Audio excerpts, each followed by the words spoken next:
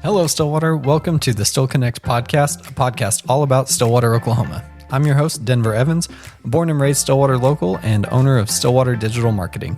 Each week, I'm sitting down to have a friendly chat with the local business owners and community leaders who help make Stillwater such a great place to live. So, whether you're a longtime resident or just a visitor, this is your place to stay plugged in, stay inspired, and still connect with the stories that shape our community. Also, this podcast is a real tour of Stillwater, so this is actually a mobile podcast that I record on location, usually in the business of the person I'm interviewing. So if you ever want to watch these interviews, you can watch the video version of this episode if you aren't already. Today, I had the chance to sit down with Lucas Grounds with Lucas Grounds State Farm.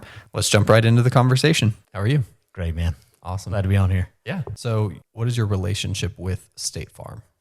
Yeah, so I'm a State Farm agent. I've been coming up on 10 years. So I'm an independent contractor. They contract me to sell and service their products. That really dumbs down to just taking care of people here in Stillwater.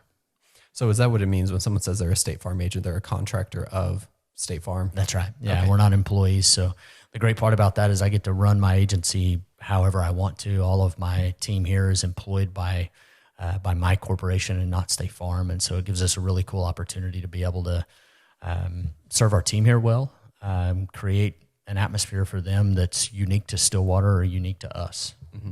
So when you say your team, who is that? What do they do? Yeah, so I've got a variety of teams. Some of them remote. So we have 3 remote. One does sales, one does service, another does claims, and then we've got 4 full-time office staff. We split that between what we call solutions. So they find solutions for our existing customers. Then we have our onboarding team. So they bring on new customers, try to make that a smooth experience. And then we have Charles. I call him my utility infielder. He does everything, from calling for birthdays to fixing toilets. Incredible guy. So we've got a really cool team here. Awesome. So how many do you have? I believe we have 9. We're about to hire our 10th. Very cool. The 10th one will also be remote too. So we'll have 3 that are located in Missouri. Oddly enough, that wasn't my intention, but there are 3 remote ones that work from Missouri. Very cool. Very cool. So how long has it taken you to build this team, or how long have you been doing this with State Farm? Yeah. So coming up on 10 years, I almost forgot Bailey. Bailey's been new to our team, and she's been incredible. Kind of sidekick is her label. So she's been helping me a lot with a lot of different things. So it's been awesome having her added onto the team. So we started in 2015, all in office staff. So remote wasn't a thing back then. Right. Nothing we would have even considered. Mm-hmm. So we've grown that team from roughly 5 to 10 now. That's great. So what did you do before State Farm? So right before this, I worked for 2 different State Farm agents, one for a year and a half, another one for a year and a half, kind of learning the ropes, figuring out what this is about, getting some what I call free education. Yeah. So I did that for 3 years. But before that, I sold cell phones for AT&T. Okay. Learned a lot and great career. Was glad to move on to something different. Yeah.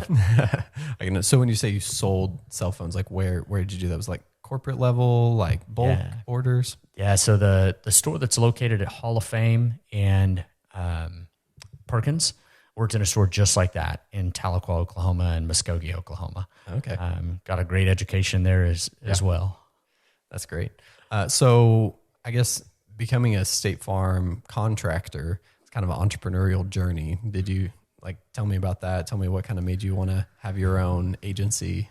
Yeah. So my mom was an insurance agent, and initially I took the job for the first State Farm agent that I worked for with the intention of doing about 3 to 6 months to just figuring out if I liked it. And then I was going to go work for her company. Oh, yeah. After about 2 months, I had already drank the Kool-Aid at State Farm and decided I didn't want to work for any other company besides State Farm. I really liked the way that they did business, took care of their customers. Incredible opportunity as well. And so you'll never see a job posting necessarily for a State Farm agent. They have candidate pools. So you have to go through several steps, including getting a business plan approved in order to get into the candidate pool to be able to apply for positions. And oddly enough, the first one I applied for after being in the candidate pool, I didn't even get the opportunity to interview for. Oh, wow. Wow. So tell me a bit about that process. That sounds like they really vet their people. They do. It's a little bit different now. I can speak to where it was like when I was in it. I went through a couple of telephone interviews, an in-person interview. I actually did something really similar to this where I had to go down to Dallas and role play sales conversations. Okay. Where I had a camera on me, had a guy with a clipboard. And so that was all in order to get into the candidate pool. And then once you're in the candidate pool, you could go and sit for an interview for an actual position, Stillwater being one of them. And that interview, oddly enough, was in Kansas City. Wow. That's cool. So you did all that pre-2015, you get your agency rolling from there. Yeah, March 1st, 2015. That's really cool. This has been a dream come true getting to live in Stillwater. This is, I couldn't have picked a better place. I'm so glad I didn't even get an opportunity to interview for the first one. That's a great town too, but this has been home. Yeah, very cool. So a little peek behind the curtain. This is going to release in January of 2025. So right at your 10-year, just about. That's right. When's your actual business anniversary? March 1st. March. Okay, yeah. So we're going to be like almost right there. How have things changed since 2015? Obviously, 5 years in 2020, everything changed kind of for everyone. But what's kind of this whole journey been like? Yeah, so one of the biggest ones is just how much technology has came through our business. That was something that I always intended to be an early adopter of, and turns out I've struggled a little bit more with that than what I've intended to. We've done an okay job in that. I think everybody else here does a better job than I do, but just some examples, I mentioned remote workers. So that's one that I never would have dreamed about before. Like there was not even an opportunity to work from home under any circumstance in 2015, in my opinion. Some of our, strongest people actually do work from home and do a really great job with very little oversight. So that part's been really cool. We now have, we use artificial intelligence here in our office. The AI. That's been as of the last 2 months. So we have a tablet in one of these offices. We've jokingly gave it its own office. We have an incentive for our team to go in there and go use it. So that's been one of the biggest ones. And then just from an insurance perspective, every insurance company, technology has made its way into it. Usage-based rating, things like that. The way that they rate policies is technology driven at this point. Yeah, that makes sense. So you mentioned the tablet. What do you guys use that for? I have two things.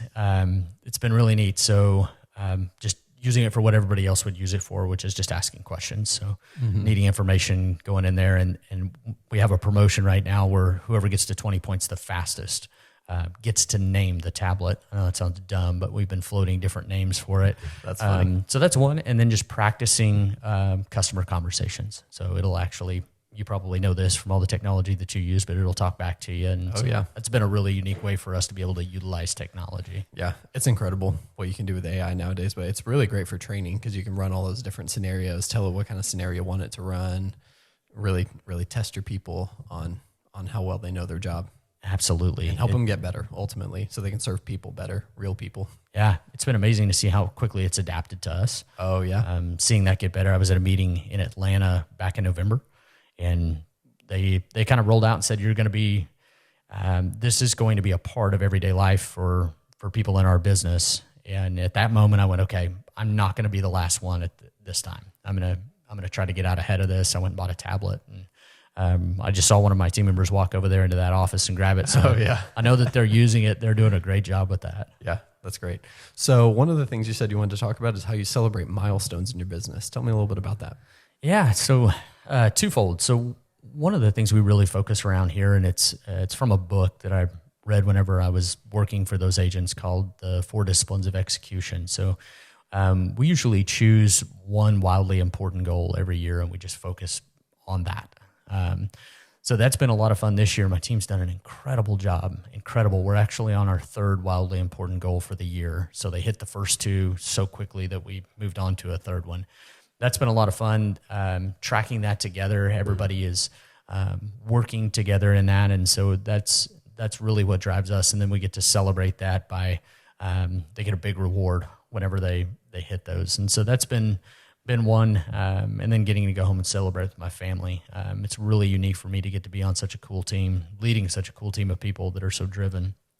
On the milestone deal, a little more specific to that, I've identified within myself that I don't value those as much as other people do, and I decided to stop letting that be a deficiency and something that could affect my team in a negative way. And so we kind of have a celebration team here, Sarah and Charles, Melissa, they do a wonderful job of helping celebrate those milestones, whether it be an anniversary of somebody working here, a birthday. We've had other reasons. John actually created specific rewards for everybody within the office for their strengths and things that they do well.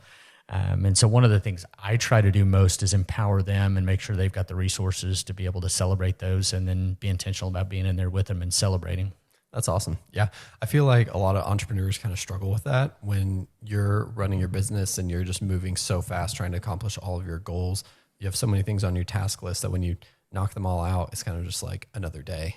Yeah. And it's hard to slow down and really celebrate that. Yeah. I used to be really bad about that.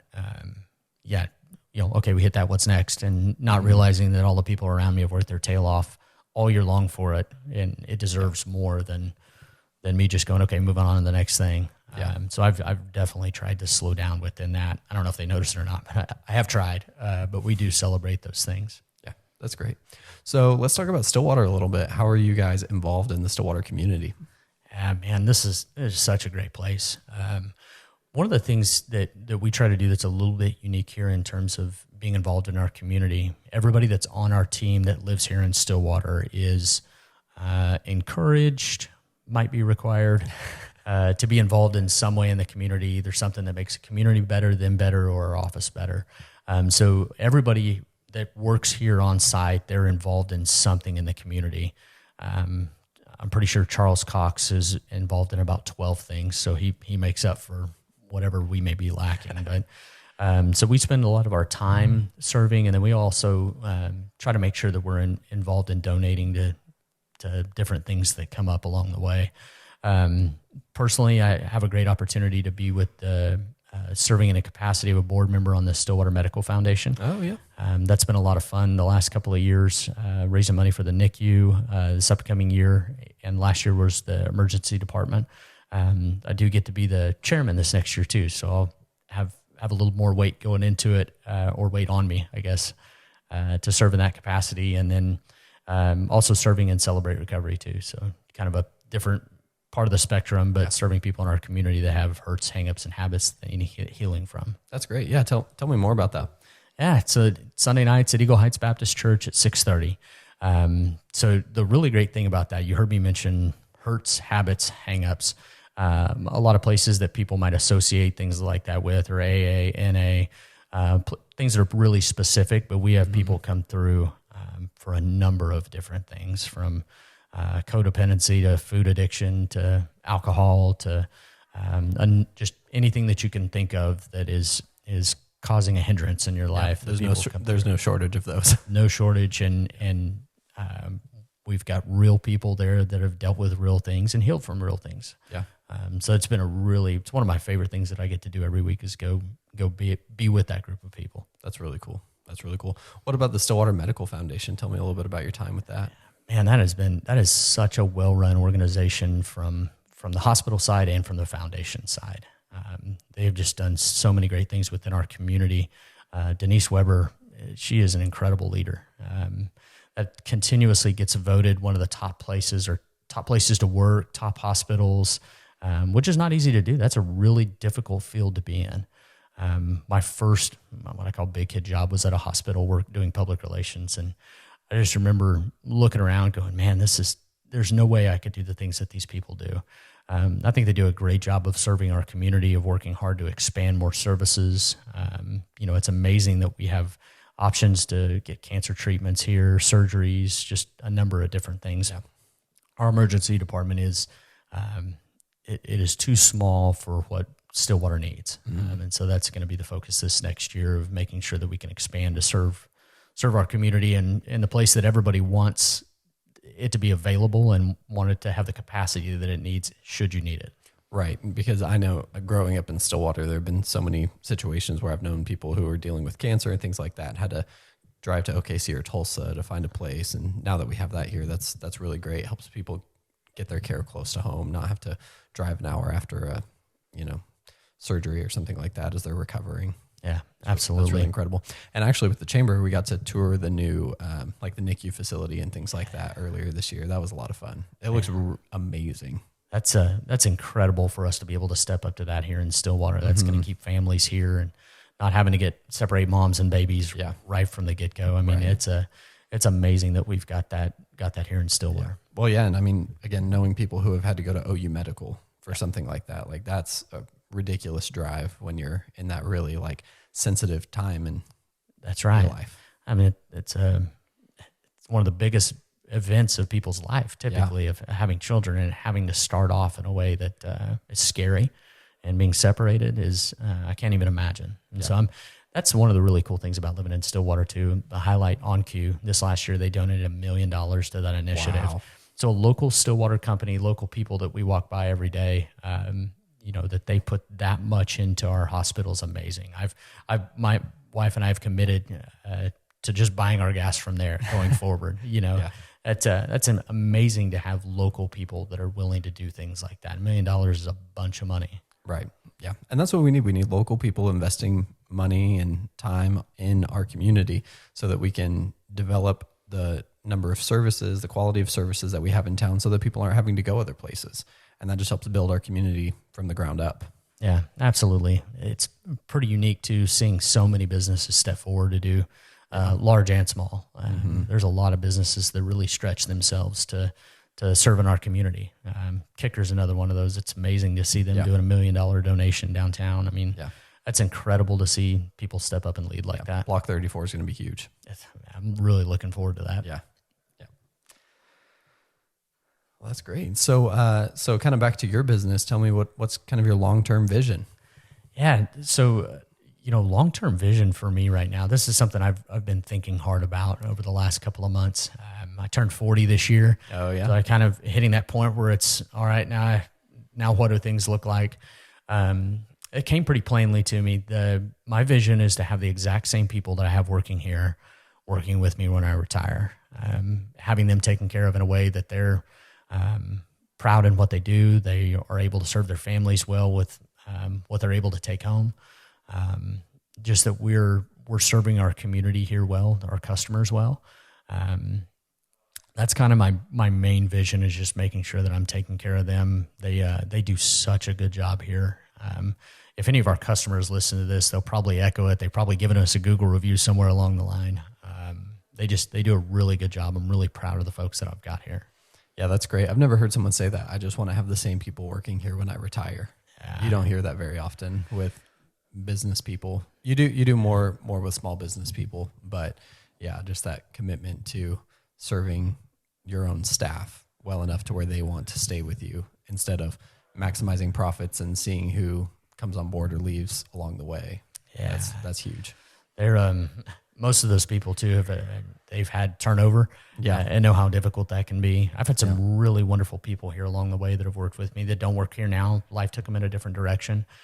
Turnover is difficult. It's a difficult thing to recover from and to retrain, and it's always exciting. I think I'm done with that excitement for a little while. Yeah. But we've just got a really great culture here of really, really cool people that are fun for me to get to come to work with every day. That's awesome. I get to see them every day, see what they do. See the way that they serve our customers and our communities. Incredible. Yeah, that's great. It's really great. So tell me about your time in Stillwater. How long have you lived in Stillwater? So we're coming up on 10 years. Our first 2 months, let me see. Yeah. Our first 2 months were in the Wyndham Garden Inn. And the very smallest room that they had to offer there, I'm pretty sure. My marriage endured it, or my wife endured me, I should say. But we've been here for right at 10 years. Okay, so basically when you started your agency. Yeah, so we moved here in January and then started in March. Okay. And so right at 10 years, it's been incredible to think that we've been here 10 years. That's kind of a milestone in itself. But to see how the town's changed, developed, everything's gotten better. I grew up in a really small town where not everything's gotten better. To see everything that's developed here in Stillwater, the new things that have came up, to see old areas be redeveloped, new services, new organizations come on board, see an OSU thrive. It's been awesome being here. I mean, absolutely awesome. That's great. And you have kids, right? Yeah. You like the schools? Man, they're wonderful. Shout out to Miss Pats. I think she just had a big birthday this last week. She's our principal at Sanger Ridge. Oh, yeah. I've got an 8-year-old and 5-year-old little girls. They are so much fun. I think our schools do a really good job of serving our community and our kids well. That's been a really unique thing. In my opinion, you go to different towns and larger towns, and there may be some schools that are good, some that are bad, and want to be in this school district versus this one. And man, they all seem like they do a really wonderful job here. I always hear great things about all the schools. If you talk to anybody in town and their kid goes to one of those schools, they think it's the best school.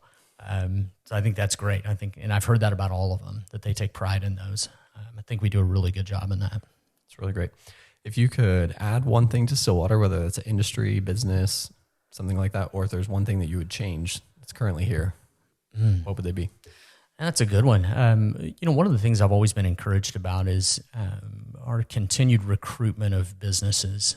I remember at one point I went down to the chamber to share with them what I thought they needed to be doing, and then I get down there and realize they're doing so much more than I could have ever imagined. They do such a good job down there. I'm looking forward for us to continue to do things that we've already done. I think getting the State Department of Health out there, getting high-paying jobs here in Stillwater is crucial. Getting more industries like that to come and relocate or create a business here that's not just minimum wage jobs, but we're actually bringing good high-paying jobs to Stillwater. Getting those folks to move here, I think, is good for everybody. That drives everything good. So I'm always encouraged by seeing what our chamber and our city's doing to help bring people in and people within the community too that are looking for those opportunities to serve and bring those companies here. Yeah. And what I think is really cool about the chamber, I know a lot of people don't really know this, but you can actually join as what's called a community investor. Yeah. And so you don't have to be with your business. You don't have to do any of that. You can just be like a sole individual, join the chamber, go to all the chamber events, do all those types of things. And also, if your business is a chamber member, then you as an employee are also considered a chamber member and can attend events and things like that. So that's cool. Yeah. I have to make sure to go over that with my team. Yeah. I hope Elaine appreciates this, but if you ever have an opportunity to go visit with those folks and see what's going on behind the scenes, it'll impress you. Yeah. They work really hard and they're driving things that we're not seeing every day. Right. So at times it's easy to become critical of something if you're not seeing immediate progress. Mm-hmm. But they're always working hard and looking for ways to help bring more business and help grow business for the existing members too. They've done an awesome job with that. Yeah. It's really great. Yeah. Because they have a million little projects all the time, and they're bringing like the hub. The hub is going to be amazing. And I'm really looking forward to that too. I think that's an awesome investment by the tribe, Tonkawa tribe, here in Stillwater. I mean, that's going to be phenomenal to have something like that here in Stillwater, up on the north side of town too. That's really cool to start to see things develop up in that area as well. I think Stillwater's unique too. There's not really any real dead parts of town. Right. Where there can be in other communities. Mm-hmm. Probably the only place we're going to have a brand new high school at. Yeah. So that's going to be a really cool deal up there to have that hub, have the things that they're going to bring to town, entertainment. I anticipate that's going to draw some more people from out of town too to come up here. Yeah. And I think it's also going to help really develop that north side of town. I grew up on the north side of town, so I remember back when Lakeview Plaza was a field and you had to drive like 2 or 3 miles just to get to the grocery store. And so now that there's actually going to be entertainment that close to there, it's going to be huge. I've enjoyed that hearing people much older than you talk about when they grew up here and what different streets were and where the fields were and things like that. And now we just continue to grow. What roads used to be dirt. Yeah. Yeah. What roads used to be dirt. Yeah. I have this friend, Rod. He's in his 70s and he talks about when he came here when he was like 10 and just what the schools were like and stuff like that. And what the university was like when he worked there in his 20s. And yeah, probably wasn't near as many schools here either. No. No.